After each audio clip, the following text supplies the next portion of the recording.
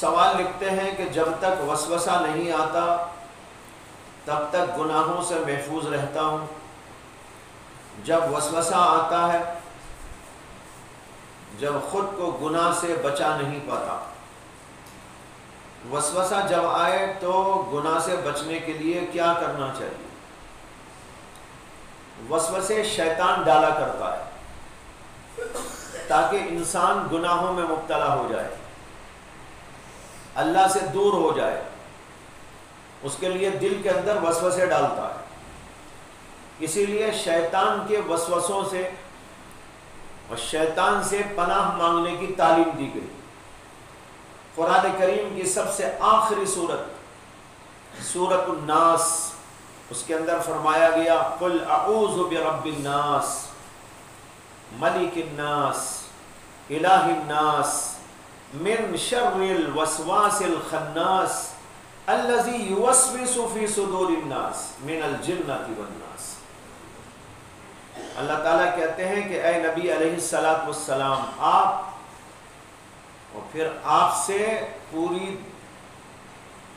تمام مسلمانوں کو خطاب ہے، سب کہو، کیا کہو؟ اعوذ برب الناس، میں پناہ لیتا ہوں لوگوں کے رب کی، لوگوں کے بادشاہ کی، لوگوں کے معبود کی۔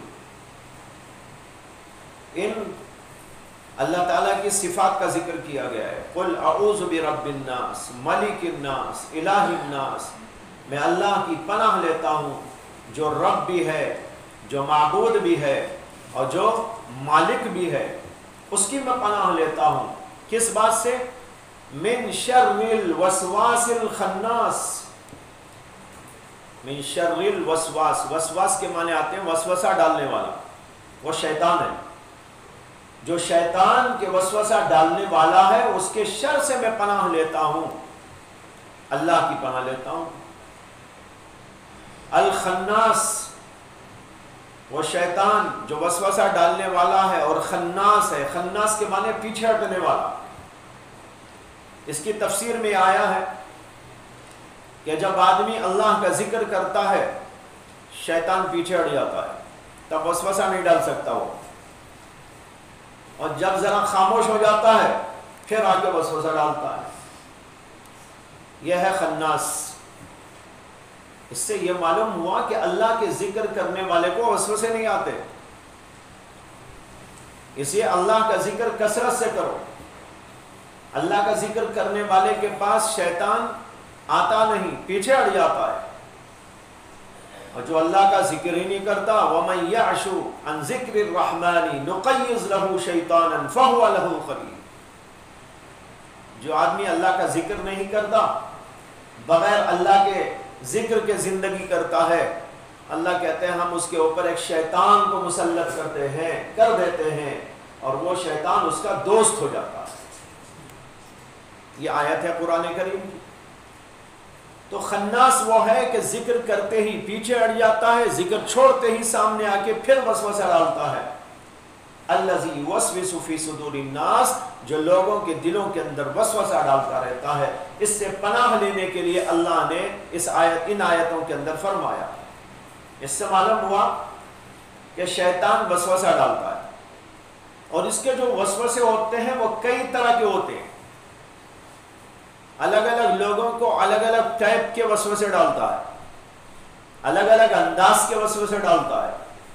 علماء کو وسوسے ایک انداز کا ڈالتا ہے، جاہلوں کو وسوسے دوسرے انداز کا ڈالتا ہے، تعلیم یافتہ لوگوں کو وسوسے کسی اور انداز کا ڈالتا ہے، اور کچھ کام میں لگے ہوئوں کو ایک انداز کے ڈالتا ہے، کام میں نہیں لگے ہوئوں کو ایک انداز سے ڈالتا ہے۔ بہرحال سب کو وسوسے ڈالتا ہے۔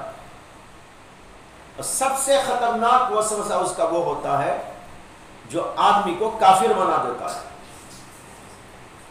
حدیث میں آتا ہے کہ نبی اکرم صلی اللہ علیہ وسلم نے فرمایا کہ شیطان آتا ہے اور آدمی سے کہتا ہے تم کہاں سے پیدا ہوئے؟ وہ کہتا ماں باپ سے۔ وہ کہتا تمہارے ماں باپ کہاں سے پیدا ہوئے؟ وہ کہتا ان کے ماں باپ سے۔ پھر اس کے دل میں ڈالتا ہے وہ کہاں سے پیدا ہوئے؟ وہ کہتا ان کے ماں باپ سے۔ تو کہتا پھر اللہ کہاں سے؟ اب یہاں آ کر آدمی پریشان ہو جاتا ہے. اللہ کے نبی صلی اللہ علیہ وسلم نے فرمایا کہ جب ایسا موقع آئے تو تم اللہ کی پناہ لو, شیطان کو چھوڑ دو, اس کی بحث کو چھوڑ دو, اس کے وسوسے کو چھوڑ دو اور اللہ کی پناہ لو. اس سے کہ اس کا مقصد ہی اللہ سے دور کرنا. تم اللہ کو پکڑ لیں گے تو وہ بھاگ جائے گا. تو ایک تو یہ وسوسہ ہوتا ہے انسان کو بے ایمان بنانے کا وسوسہ. دوسرا اس سے کم درجے کا ہے, وہ یہ ہے کہ گناہ کا وسوسہ ڈالتا ہے. یہ گناہ کرو, وہ گناہ کرو, اس میں یہ لذت ہے, اس میں یہ دیکھو ایسا ہے ویسا ہے. لوگوں کے دلوں کے اندر گناہ کے جذبات پیدا کرتا ہے, ان کو ابھارنے کی کوشش کرتا ہے, اور ایک دفعہ کر کے نہیں چھوڑ دیتا, بار بار بار بار وسوسہ ڈالتا ہے. یہ دوسرے قسم کا وسوسہ. تیسرا وسوسہ اس کا یہ ہوتا ہے نیکیوں سے روکنے کا. گناہ نہیں کرتے تو چلو بھائی کم از کم نماز بھی نہ پڑھو. گناہ نہیں کرتے تو کم از کم نماز بھی نہ پڑھو, ذکر بھی نہ کرو. نیند طاری کر دے گا, ادھر اٹھ کر بیٹھ کر ذکر کرنا شروع کرتے ہی آنکھ بند ہونی شروع ہو جائے گی. یہ بھی اسی کا کھیل ہوتا ہے. ایک تو طبعی طور پر ہوتا ہے کہ آدمی مثلاً سویا نہیں تھا, نیند پوری نہیں ہوئی تھی, اس وجہ سے نیند آ گئی, یہ تو ٹھیک ہے. لیکن ہوتا یہ ہے, مجھے کئی لوگ بتاتے ہیں کہ ہم پوری رات مزے سے سوتے ہیں, جلدی سوتے ہیں, پورا اہتمام کرتے ہیں, اٹھ کر بیٹھ کر ذکر کرنا شروع کرتے ہی ایسی نیند آتی ہے, ایسی نیند آتی ہے, کچھ نہ پوچھو. بیڈ پر بھی اتنی اچھی نیند نہیں آئی جتنی کہ اب آنے لگی. تو ایک یہ کرتا ہے کہ نیکیوں سے روک دے. تو جب آدمی کو دیکھتا ہے گناہ نہیں کرتا تو اب اسے یہ کرتا ہے نیکیوں سے روکنا. اب یہاں نمازوں میں غفلت, ذکر میں غفلت, تلاوت میں غفلت اور نیکیوں میں غفلت یہ ہونے لگتی. اور چوتھے قسم کا وسوسہ اس کا یہ ہوتا ہے کہ بڑی عبادت سے چھوٹی عبادت کی طرف لاتا ہے. بڑی عبادت سے چھوٹی عبادت کی طرف لاتا ہے. مثال کے طور پر فرائض کو چھڑوا دیا, تہجد میں لگا دیا. یہ بھی شیطان کی طرف سے ہوتا ہے. اس لیے کہ فرض پڑھنا تو ضروری تھا, فرض تو نہیں پڑھتا وہ, لیکن جو ہے ذکر میں اذکار میں ماشاءاللہ کیا کیا کر رہا ہے, لیکن فرض چٹ اور یہ سارے گھٹ یہ کرنے لگتا ہے. یہ ساری قسمیں ہوتی ہیں شیطان کے وسوسوں کی, مختلف انداز سے لوگوں کو بہکاتا رہتا ہے. سوال کرنے والوں نے سوال کیا ہے کہ جب وسوسہ آتا ہے, جب تک نہیں آتا گناہ کی طرف توجہ نہیں ہوتی, گناہ سے محفوظ رہتا ہوں. ظاہر بات ہے کہ جب وسوسہ ہی نہیں آیا تو گناہ کیا کریں گے, تو بالکل صحیح. اور جب وسوسہ آتا ہے تو اب یہ موقع ہوتا ہے انسان کی آزمائش کا. شیطان وسوسہ ڈال رہا ہے, نفس اندر سے تقاضے کرنے لگا ہے. ایسے موقع پر انسان کو چاہیے وہ اپنی عقل سے, بصیرت سے, اپنے علم سے فائدہ اٹھائے اور اس کی روشنی میں عمل کرے. جب وسوسہ شیطان ڈال رہا ہے, ہم کو معلوم ہے یہ گناہ ہے, غلط ہے, بیہودہ حرکت ہے, اللہ اس سے ناراض ہوتے ہیں, اللہ کے رسول اس سے ناراض ہوتے ہیں, میری آخرت اس سے تباہ ہوتی ہے. جب یہ سب کچھ معلوم ہے, عقل سمجھا رہی ہے, تو پھر آدمی اس گناہ کے اوپر آمادہ کیوں ہو رہا ہے, گناہ کرنے کی جرت کیوں کر رہا ہے؟ معلوم ہوا کہ وہ عقل کو اٹھا کے رکھ دے رہا ہے. اگر عقل کو برتے گا, شریعت کو برتے گا اور شریعت کے احکام کو پیش نظر رکھ لے گا تو وہ گناہ کی جرت نہیں کرے گا. اب یہی موقع ہوتا ہے. شیطان کا کام ہی یہ ہے کہ وہ ہم کو بہکائے, گناہوں میں لے جانے کی کوشش کرے, مختلف انداز سے لوگوں کو چکنی چپڑی باتیں بتا کر اس کی طرف مائل کرے. اس کا کام ہی جب یہ ہے تو ہمارا کام یہ ہونا چاہیے کہ ہم اس کی بات کو فیل کر دیں. یہی مجاہدہ ہے۔ دیکھو مجاہدہ یہ نہیں ہے کہ آپ کو کوئی تقاضا ہی نہیں پیدا ہوا گناہ کا اور آپ نے گناہ نہیں کیا، اس میں کیا مجاہدہ ہے؟ مجاہدہ یہ ہے تقاضا پیدا ہو، نفس بہکائے، شیطان زور لگائے، لیکن پھر بھی آپ ایسے مضبوط ہو کر قائم ہو جائیں، نہیں میں گناہ نہیں کروں گا۔ جب آدمی اس طریقے پر جم جاتا ہے اللہ کی مدد آتی ہے۔ ایک بزرگ تھے جن کا نام تھا مشکی پیر، مشک معلوم نا، خوشبو، مشک، اسی سے ان کا نام پڑ گیا تھا مشکی پیر، مشک والے پیر۔ ان کو مشکی پیر اس لیے کہتے تھے کہ ان کے جسم سے ہر وقت خوشبو مہکتی، بہترین خوشبو۔ ایک دفعہ ان سے کسی نے پوچھ لیا کہ حضرت یہ جو عطر آپ لگاتے ہیں کون سا ہے؟ بڑا لاجواب ہے، بڑا بے مثال ہے۔ انہوں نے کہا میں تو عطر ہی نہیں لگاتا۔ اس کو اور بڑا تعجب ہوا، اس نے کہا عطر لگاتے ہی نہیں اور یہ خوشبو؟ انہوں نے کہا ہاں، یہ میرے جسم سے قدرتی طور پر پھوٹتی ہے خوشبو، میرا عطر لگانے کا کوئی معمول نہیں، اللہ نے خود بخود میرے جسم کے اندر یہ خوشبو پیدا کر دی ہے۔ انہوں نے کہا ایسا کیا ہوا کہ آپ کے جسم سے خوشبو آتی ہے؟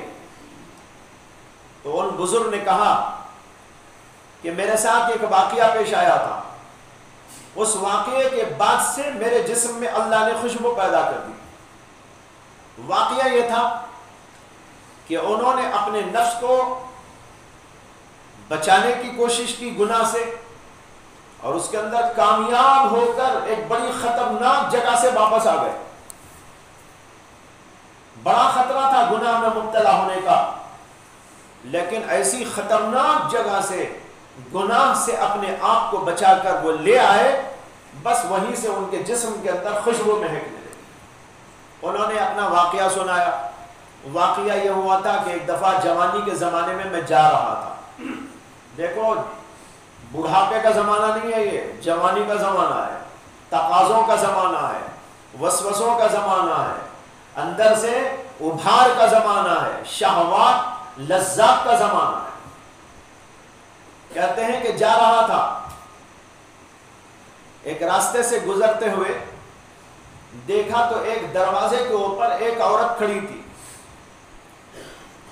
اس نے مجھے اشارے سے بلایا، میں قریب گیا، میں یہ سمجھا کہ کوئی کام ہوگا، عورت ذات ہے، ہو سکتا ہے کہ کچھ سودا لانا ہو، کوئی مسئلہ ہو۔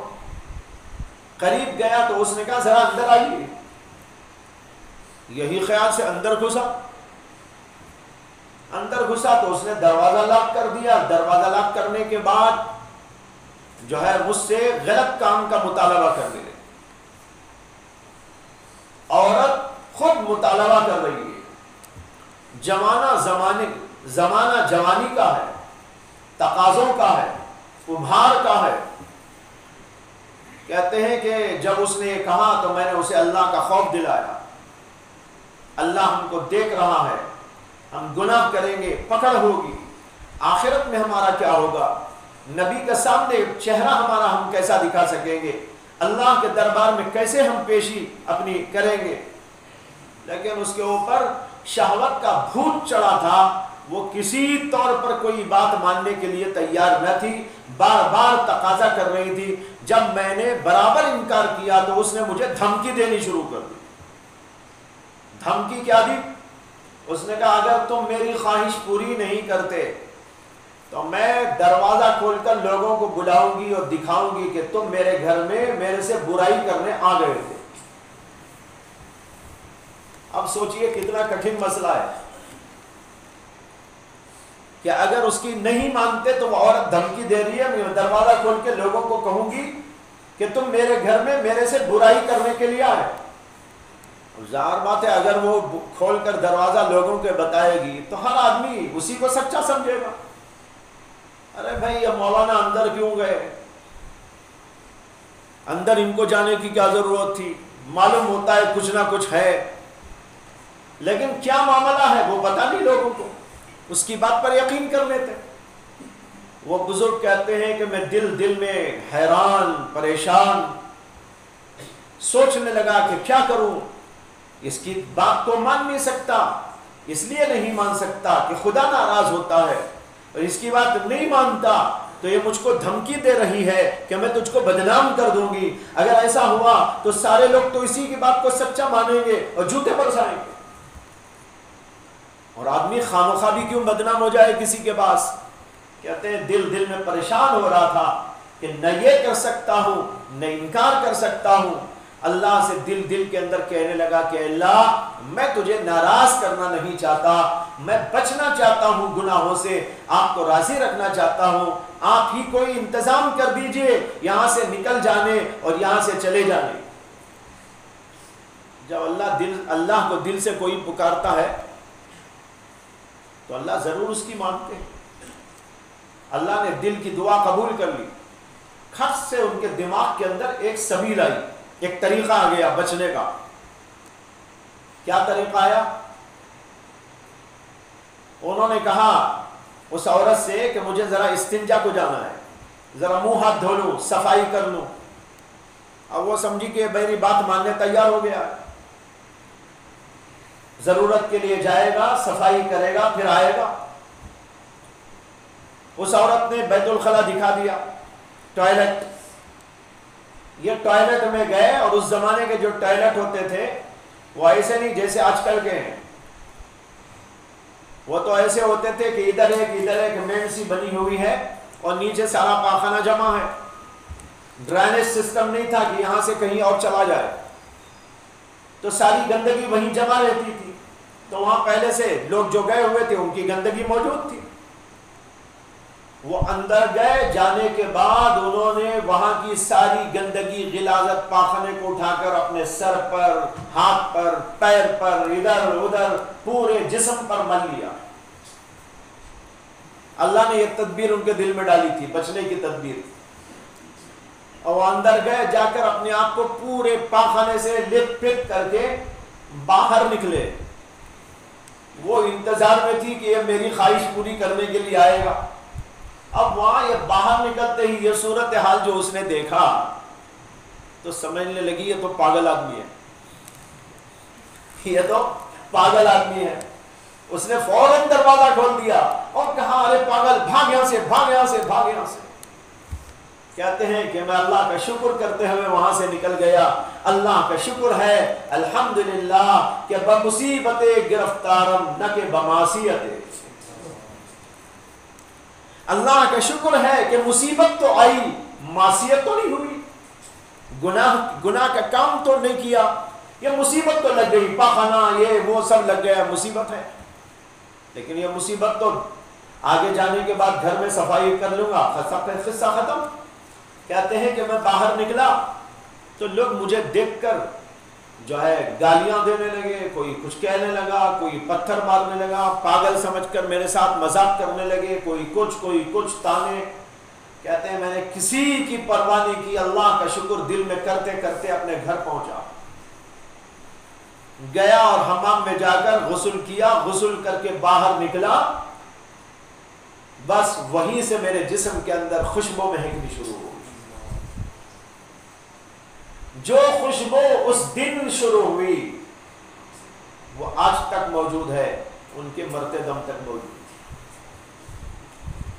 بھائیو یہ ہوتا ہے بچنا۔ جب آدمی اس طریقے پر اپنے آپ کو بچاتا ہے، اب دیکھو وسوسہ تو ان کو بھی آیا ہوگا، وسوسے تک کی بات قرآن کہتا ہے کہ حضرت یوسف کو بھی آ گئی تھی۔ وَلَقَدْ هَمَّتْ بِهِ وَهَمَّ بِهَا لَوْلَا أَن رَأَىٰ بُرْهَانَ رَبِّهِ۔ تو کچھ تقاضا یا اندر سے کچھ ابھار ہو سکتا ہے، لیکن انہوں نے دبایا، اپنے نفس کو کنٹرول میں رکھا اور گناہ سے بچ کر نکل کے آ گئے۔ دیکھو یہ اللہ کی طرف سے ثمرہ اور برکتیں پیدا ہو گئی۔ تو اصل یہ ہے کہ ایسے وقت میں انسان کو یہ سوچنا ہے کہ یہی وقت ہے میری کامیابی کا، جب مجھے تقاضا ہو رہا ہے، گناہ کی طرف التفات ہو رہا ہے، گناہ کی طرف جذبہ بھاگ رہا ہے، ایسا ہی وقت ہوتا ہے جب اللہ میرا امتحان لیتے ہیں، آزمائش لیتے ہیں۔ اب اسی موقع پر مجھ کو بچ کر دکھانا ہے اللہ کو، اے اللہ میں تیری خاطر اپنی ہر چیز قربان کرنے کے لیے تیار ہوں۔ جب آدمی اس طریقے پر قربانی دے گا تو بھائیوں اس کا مقام اللہ کی نگاہ میں بڑھ جاتا ہے۔ اور اگر کوئی کہتا ہے کہ مجھے جب تک نفسانی تقاضا نہیں ہوا میں گناہ سے بچا رہا، یہ کون سا کمال کر دیا؟ یہ تو ایسا ہے جیسے کوئی اندھے صاحب کہنے لگے الحمدللہ میں نے کسی لڑکی کو کبھی نہیں دیکھا۔